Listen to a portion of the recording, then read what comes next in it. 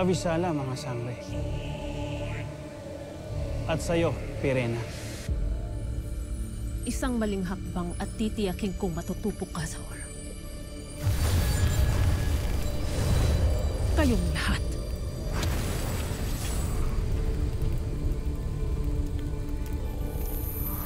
Hindi kung may laban ng brilyante mo sa makapangyarihang setro na aking hawak.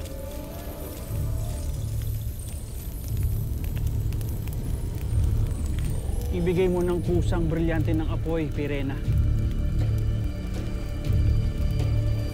At pinapangako ko na wala sa inyo ang masasaktan. Hindi ako isang hangal upang isuko ang natitirang brilyante sa pasneyang walang awang pumaslang sa mga kambaltiwa.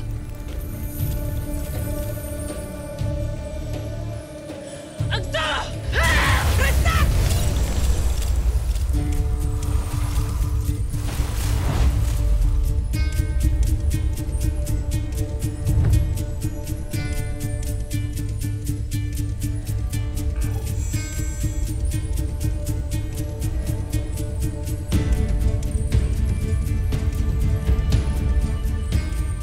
Pastangin ng anak ni Olgana! Tunay nga ang ulat na naririto ka sa kanlungan ng mga kalaban. Mga hindi natin kalahin. At tunay ngang pinagtaksilan mo ang iyong pera. Hindi lang pinagtaksilan! Siyang aking nadaig! Bagay na kayang-kaya kong gawin sa'yo, Dea.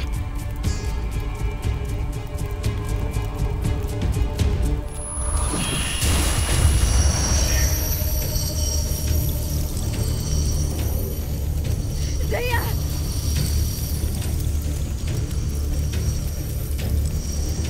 Anong iyong ginagawa sa akin, Zaur? Mas mainam na ikay hindi makialam sa laban namin ng mga sangre. Pakawalan mo ako dito, Zaur! Pakawalan mo ako! Gusto na ang satsat!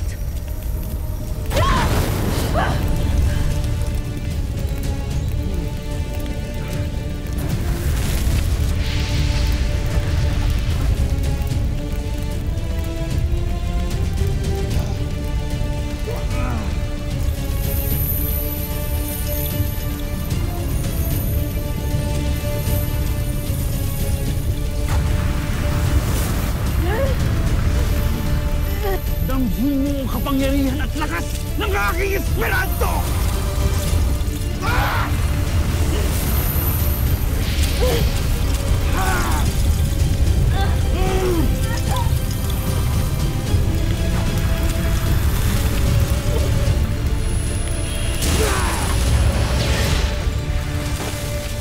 Brigad! Itigil mo na ang iyong kahibangan, Zaur! Hindi ko nais kalabanin ang karamihan sa inyo sapagkat wala kayong halaga sa akin. Tanging ikaw lamang, Pirena, ang nais kong makausap. Ibigay mo na sa akin ang brilyante ng apoy upang magwakas na ang walang saysay na tagpo. Hindi karapat-dapat sa'yo ang aking brilyante. Kaya't manigas ka!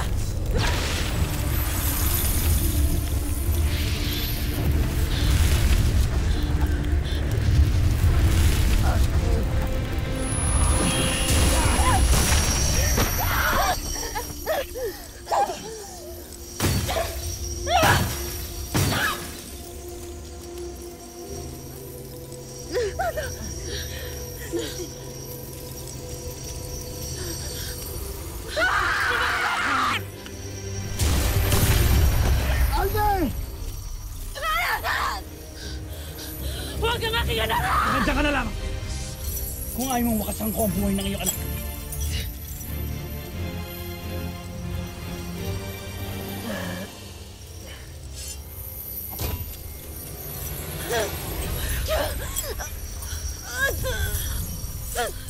Batid mo ang nais ko, Pirena. Ikaw naman ang aking papipiliin. Ang brilyante o ang pinakamamahal mong anak. Ah!